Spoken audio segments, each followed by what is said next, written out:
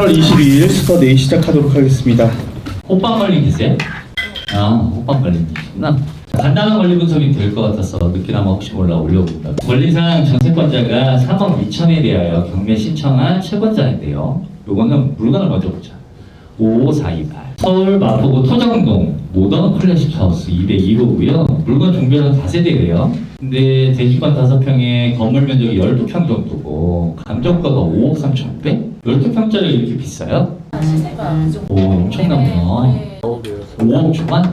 실질적으로 거래되는 게 5억 초반이에요? 마포역 근처라서. 오, 좋네요. 지도 한번 볼까? 한강. 와우. 한강 보여요? 아니요. 맹큰 얘기하시네. 마포역이 여기 있고 걸어갈만 하겠다, 그쵸? 네. 걸어갈만 할 것 같고. 사진 한번 볼까? 사진을 보고 멋졌어요. 이렇게 생겼더라고. 호텔 그런 느낌이 조금 나더라고. 호텔 안 가본 지가 오래됐으니까. 이렇게 생겼어요. 이쁘게 생겼죠? 네. 아, 예. 조용할 것 같고 느낌이. 환경이 되게 좋아요. 환경이 좋아요. 모던 클래식 하우스. 영어리로 써. 와. 클래식. 클래식이라 클래식하게 써놨나? 멋지게 써놨네. 주차도 필로티 구조로 할 수 있게 되어 있고 202호래요. 우편함도 있고 우편함이 메시망 같아. 최신 트렌드를 다 갖춘. 근데 2층이라는 얘기죠. 취향이 참 촌스럽죠. 저 제가 보기엔 마감재등보다는 엉망인 것 같아요. 괜찮죠. 그래도 있어. 네. 천장 봐요. 저건 좀 싼 짜지. 아, 그래? 죄송합니다. 관점 조명도 있고.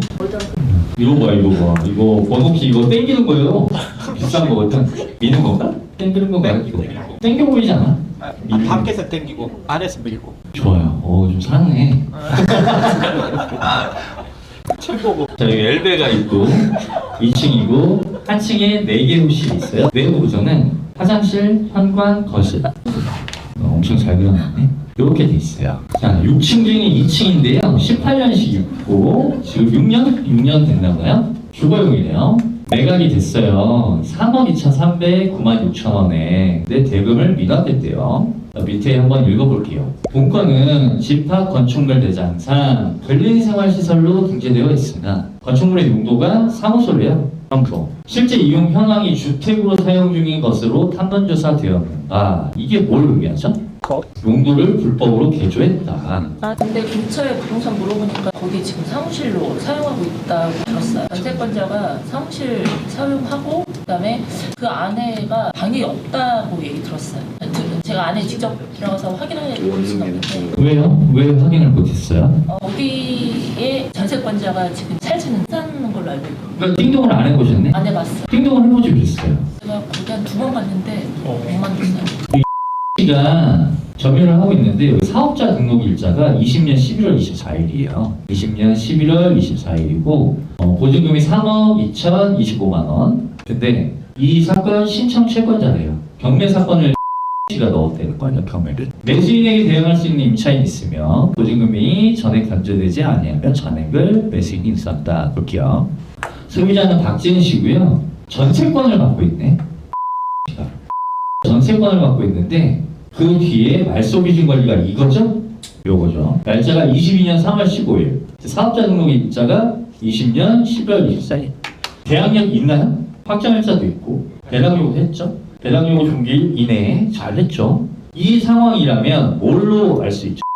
뭐 어떤 사람이에요? 전세권을 갖고 있고 임차권이랑 전세권이랑 물권과 채권을 동시에 가지고 있는 겸유하고 있는 상태죠. 그럼 이렇게 보면 되죠. 신에 칼이 2자루가 있어. 어떤 칼로 혀를 찌를 거냐? 전세권 칼을 쓸 거냐, 임차권 칼을 쓸 거냐, 둘 중에 하나를 쓸 수 있는 거예요. 이 사람 무슨 칼을 썼죠? 임차권 칼을 썼지. 강제경매. 자, 전세권은 물권이죠. 물권 중에 무슨 물권이죠? 사용수의 용익 물권이죠. 용익 물권 중에 특이하게 전세권은 해당 부동산을 사용하고 수익할 수 있는 물건이기도 하지만 처분할 수 있는 권한도 있어요. 특이한 케이스죠. 전세권에 기해서 경매를 신청할 수도 있다는 거죠. 근데 는 2자루의 칼 중에 임차권이라는 칼을 사용을 해서 판결문을 받아서 집행 권한을 통해 강제 경매를 넣은 거예요. 그럼 전세권을 썼어요, 안 썼어요? 안 썼죠. 이 칼은 남아있어. 그래서 얘가 인수를 해요. 얘가 인수된 거. 자, 경매가 진행됐어요. 5억 3,900이에요. 요게 예를 들어 이 사람 거 볼까요? 3억 2,300에 낙찰이 되었다. 됐었죠? 그러면 배당이 어떻게 돼요? 법원 비용 빼고 가 받아가는 거 아닐까요? 받아가는데 뭘로 받아가요? 배당 요구. 전세권이 아니지. 임차. 임차권으로 받아가는 거예요. 왜냐하면 전세권자는 배당 요구를 안 했잖아. 임차인으로서의 배당 요구를 한 거지. 근데 그게 전세권이랑 임차인이랑 어차피 임차권이랑 합쳐. 권리가 달라요. 권리의 색깔이 달라. 임차권은 해당 부동산을 사용할 수 있는 권리를 돈 주고 사용하는 거죠. 전세권도 마찬가지죠.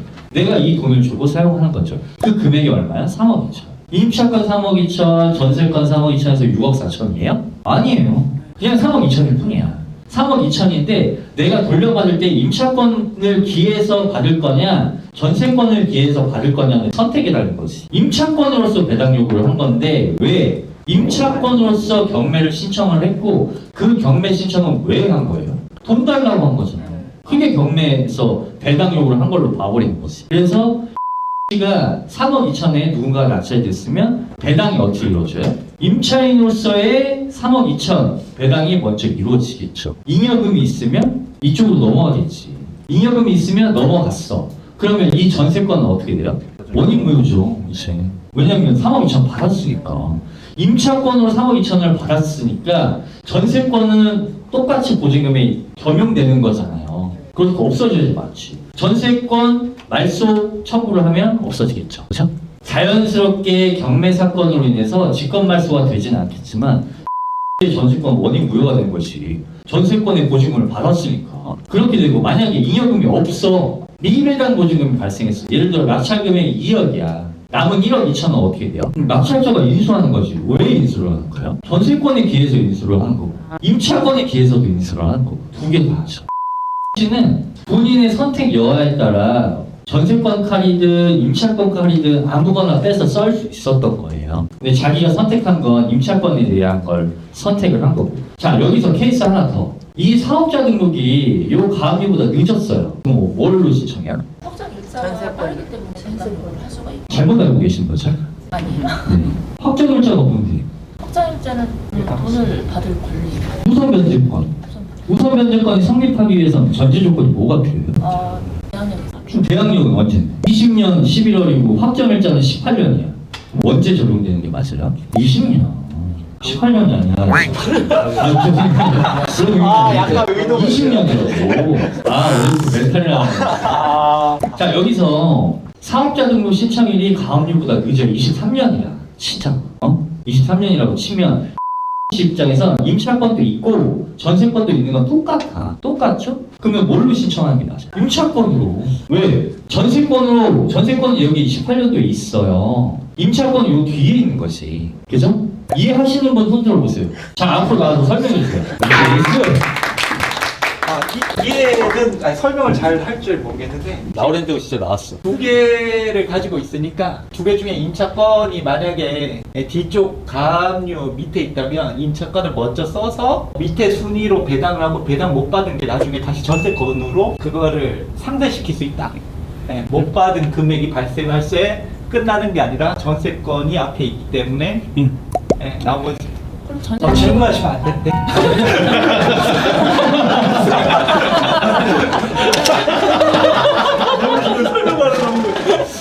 질문하시면 안 돼.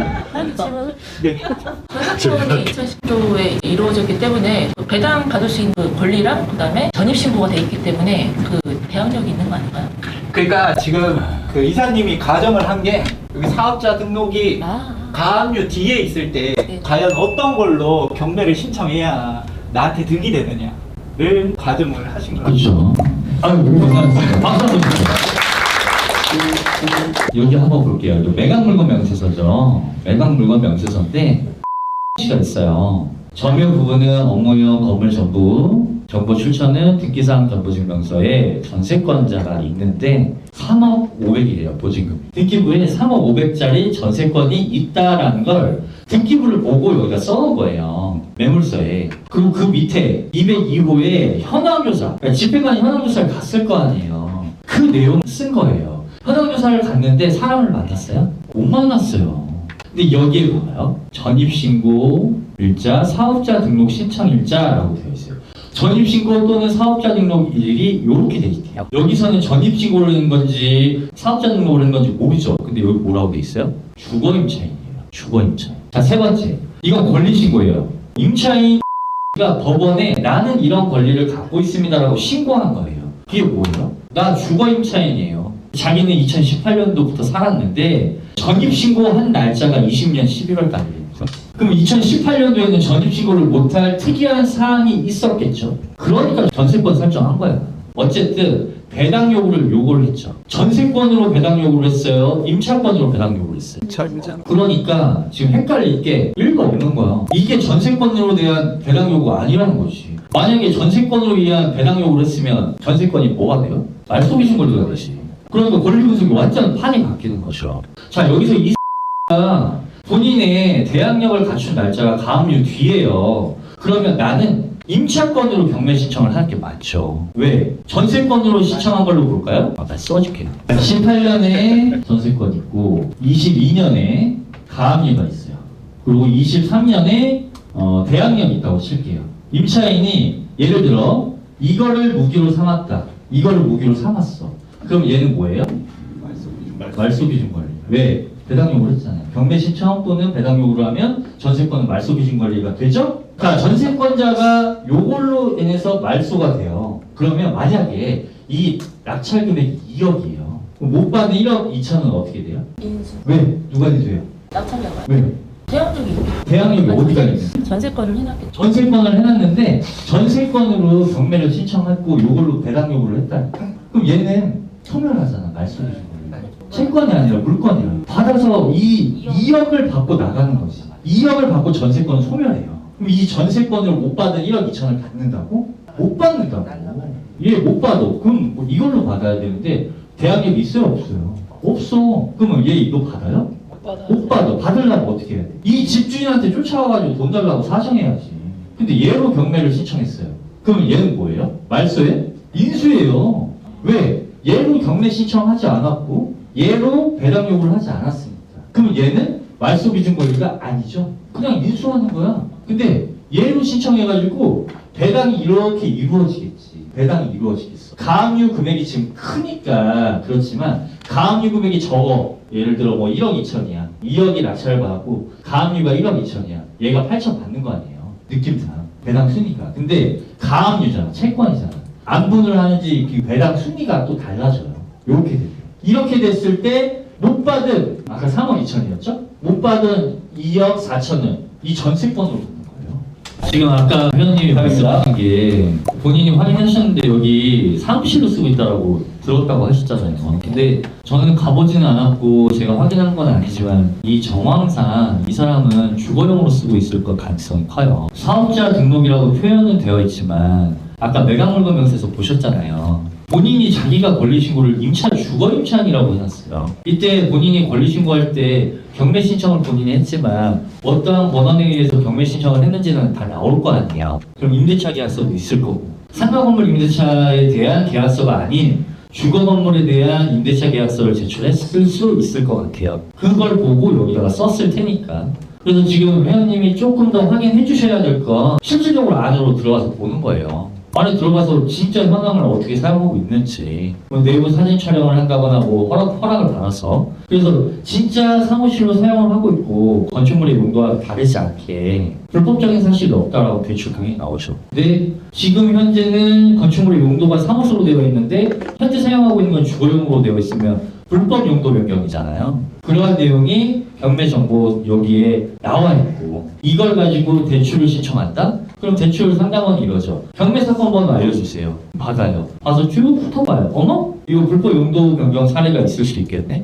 대출 못 해줍니다. 할 수 있어. 내가 설득을 어떻게 하느냐, 증거 확보를 어떻게 하느냐에 따라 대출이 나올 수도 있고 안 나올 수도 있고 너는 나오지만 나는 안 나와? 이런 경우가 발생할 수 있죠. 그렇게 되고 민학사회도 그런 것 같아요. 다른 거 권리 분석할 게 뭐 엄청 쉽잖아요. 이거 자기가 낙찰받고 경매 비용 빠지고 그 앞에 다른 거 뭐가 있는지 봐서 가압류 됐고 이래도 됐고 당해세라던가 뭐 어쩌기 빠른 당해세 이런 거 판단해서 예상대상표 짜보고 그거에 맞는 금액 입찰한 것 같은데 대출 안 나와서 미납한 겁니까? 라는 생각이 들어요. 자, 그러면 대출이 안 나와서 미납했다라고 생각하는 거는 우리가 흔히 얘기하는 근생주택이죠. 그렇죠? 근생주택은 대출이 안 나오는 전형적인 물건 중에 하나죠. 그래서 대출로 메꾸는 게 아니라 어떻게 해요? 전세를 맞춰가지고 갭 투자를 하는 경우들이 많죠. 낙찰을 받고 주변 부동산에 전세로 빨리 뿌려가지고 전세금을 받는다 그러면 대출 대신 이자 없이 쓸 수 있는 돈이니까 그건 도움이 될 수 있겠죠. 그런데 이게 2억 7,500에 미납이 났으니까 또 입찰을 한 명만 했어. 오, 2억 8천에 받으면 되겠네. 최저가 한번 써볼까? 라고 하면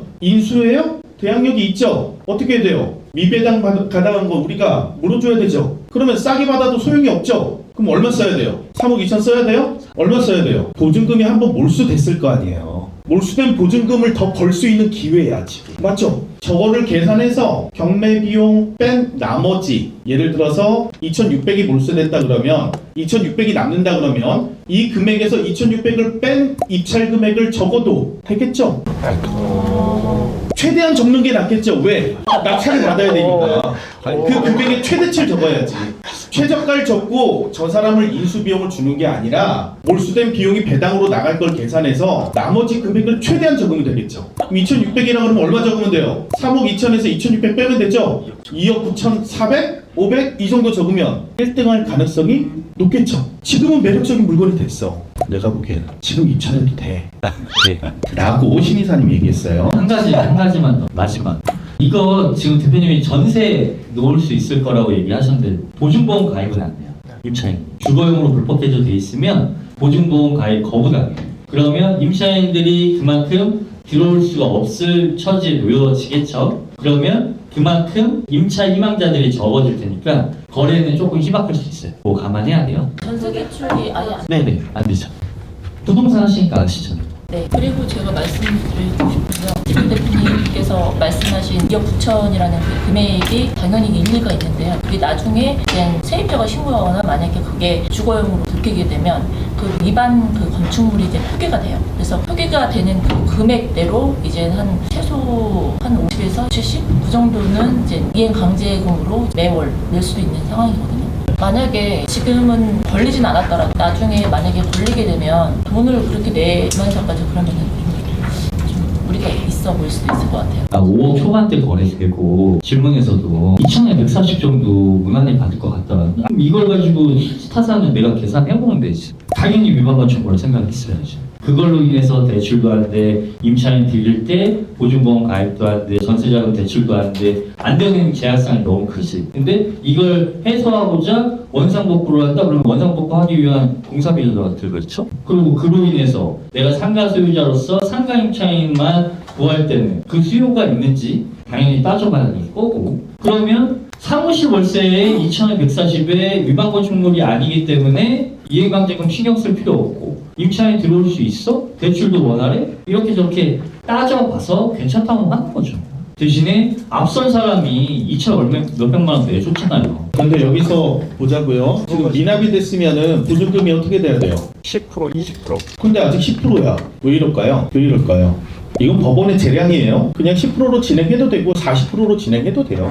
법원 마음이에요. 그래도 한 번 더 확인해 볼 필요는 있어. 뭐냐? 진짜 몰수된 게 맞나? 몰수 안 되고 어떤 방법으로 찾아가진 않았을까? 요령껏? 그럼 어떤 걸 한 번 더 확인해 보면 될까요, 우리는? 미납이라는 게 우리 경매정보지 보고 진짜 미납일까? 만약 불허가가 난 거라면? 불허가가 나면 10%로 진행될 거 아니야. 그죠? 몰수됐다면 20%로 그 다음부터 신중히 고민하고 들어와 라고 하면서 법원에서 20%를 올릴 텐데 안 올렸어. 그럼 뭘 확인하면 우리는 가능할까요? 전화를 해보는 것도 하나의 방법이기도 하고, 또 문건 송달 내역을 보면 되죠. 법원 가로가기 해당 사건, 저도 아까 조금 전에 봤죠. 보면서 문건 송달 내역 보면은, 자, 우선은 돈을 찾아갔으면 여기 문건 처리 내역에 뭐가 나올까요? 최고가 매수 신고인, 보증금 환금 실적 제출이 나와야 돼. 보증금 환금 실적을 한 그게 없죠. 그럼 보증금을 찾아가지 않았으니까 몰수됐을 가능성이 높죠. 또 이게 불허가로 끝난 게 아니라 실제로 미납했다는 걸 알기 위해선 아래 보면 대금 지급기한 통지서가 나갔죠. 언제까지 돈 내라고. 돈 내란 날짜가 지정된 것까지 갔으니까 불허가 등이 지난 거죠. 그럼 우리는